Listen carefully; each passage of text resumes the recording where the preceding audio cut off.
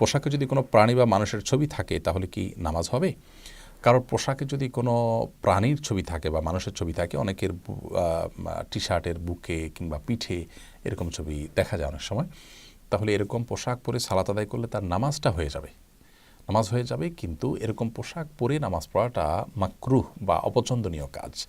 তার কারণ হলো, এ ধরনের পোশাকে আপনি যদি নামাজ পড়েন তাহলে আপনি আল্লাহর রহমত থেকে দূরে থাকছেন। আল্লাহ রাব্বুল আলামিন রহমতের ফেরেশতাগণ সে বাসা বাড়িতে সে স্থাপনায় আসেন না, রহমত নিয়ে আসেন না যেখানে কোনো প্রাণীর ছবি থাকে, কোনো প্রাণীর মূর্তি মুরাল ইত্যাদি থাকে।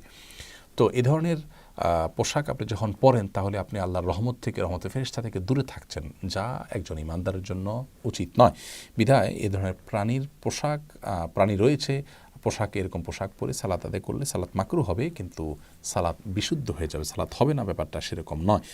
বিকল্প পোশাক থাকলে সে পোশাক পরা উচিত, আর যদি বিকল্প পোশাক না থাকে, এদিকে সালাতের ওয়াক্ত চলে যাচ্ছে, এরকম হয়, তাহলে সেক্ষেত্রে ওই পোশাকেই প্রয়োজনে সালাত আদায় করে নিতে পারেন। অবশ্য ওই পোশাকটা কিন্তু উল্টিয়ে পড়তে পারেন এবং তাতে যদি ঢেকে যায় তাহলে আর মাকরুহ হবে না, সম্পূর্ণভাবে সালাতটি বিশুদ্ধ হবে এবং মাকরুহ মুক্ত।